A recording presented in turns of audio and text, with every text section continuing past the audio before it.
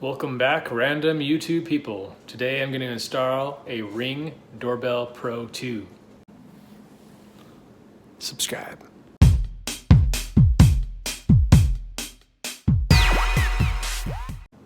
Now I'm installing a new Ring Doorbell Pro 2 because the existing doorbell that we have is a Sky Bell and it's through our alarm company.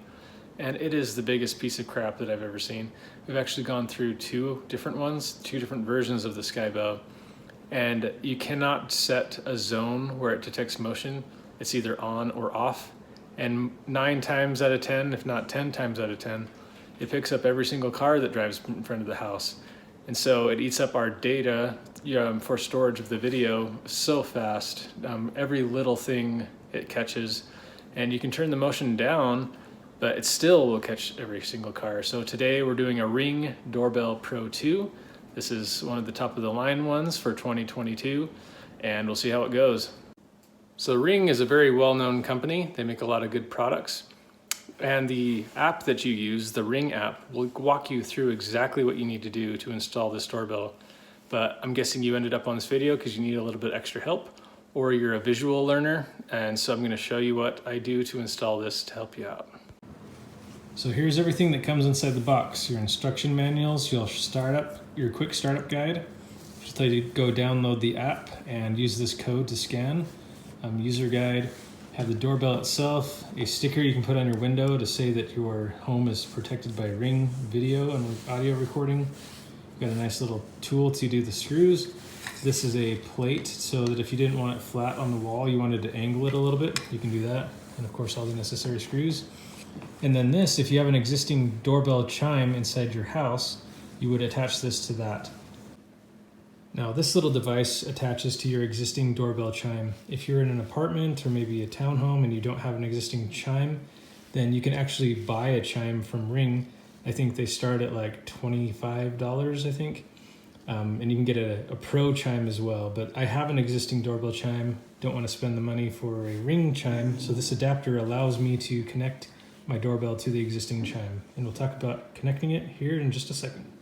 Down at your breaker box, you're going to want to turn the power off. Locate the correct terminals. I have a hall bath and an entry, which is where the doorbell is. This is where the doorbell chime is. So turn off, in my case, the 14 and 16 right here. Locate your chime box. Grab a step stool if you need it. And pop the cover off. Just lifting up.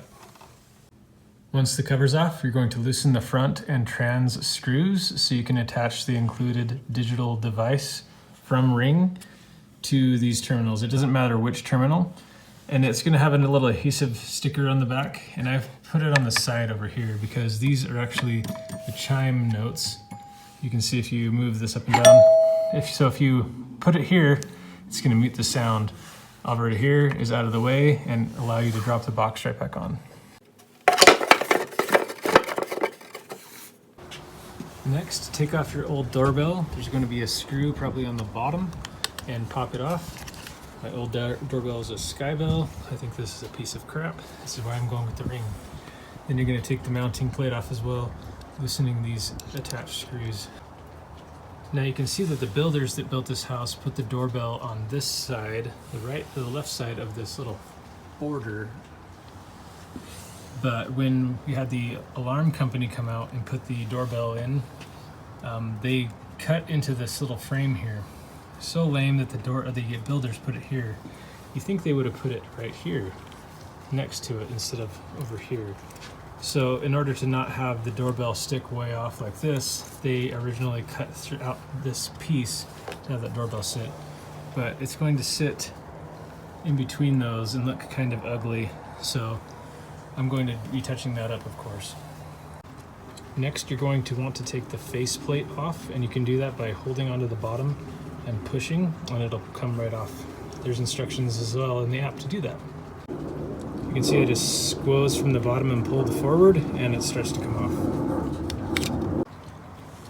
Now at the top and at the bottom, you'll see those little holes. That's where you're going to be drilling your screws.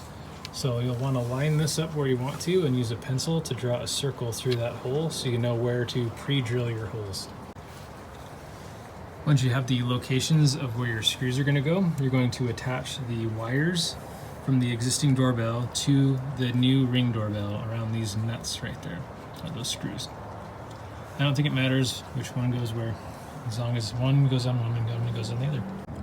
Now, I've run into a little bit of a problem. This is where I'm trying to drill my hole. But you can see that because I've had multiple doorbells here, this wood just doesn't really hold anymore. So what I'm going to do is I found with the screw that's provided that it fits inside these little, I forget what you call these. You put these in the wall for like drywall, and when you screw it in, it expands. So I'm going to drill 2 holes for these and then screw it in after that. Hopefully you won't have to run into this problem, but I wish these screws were quite a bit longer than they are now. You could always, I guess, go to Lowe's or Home Depot and find some screws that are longer, but I wish that they would have provided a longer screw in the package. Look at my dry, nasty fingers. Well, while hammering that in there, I kind of messed up this section here, so I kind of tried to round the edge, and I'm going to go back through and paint it and try to make it look nice, but I really wish that the builders of the house would have put the dang doorbell right here, but here we go. When putting the faceplate back on, there's a screw, a safety screw that goes on the bottom, and I didn't find it, so I went looking for it. And what would you know? They do include longer screws in the package. These were stuck in part of the package that I didn't even see, so my bad. So here it is installed. There's still some touch-up work that I'm going to do, not necessarily right now, but I did some touch-up paint, and it looks really good. Now let's talk about the functionality. When you're done setting up the Ring device, it'll give you an option to send in for a faceplate. So, I got myself black. Let's go see how it looks. Before and after. I think it looks so much more sharp in black. Plus it matches the rest of our house, which is accented in black.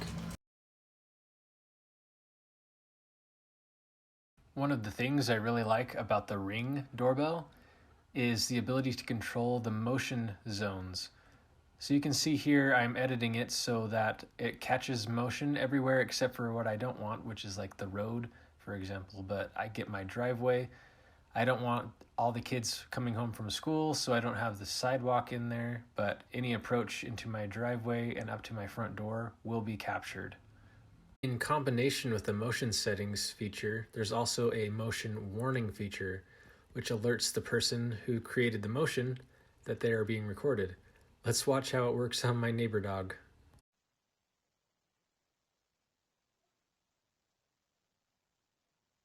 Hi, you are currently being recorded. Another feature with the Ring Doorbell Pro 2 is smart responses through Alexa. You can enable the Alexa greetings option, and it will give you some other options as well, such as delivery assistance. If you click on there, you can describe where you want the packages to be left, whether that's behind the brick pillars in my case, or maybe on the patio by the side door. Let's go see it in action.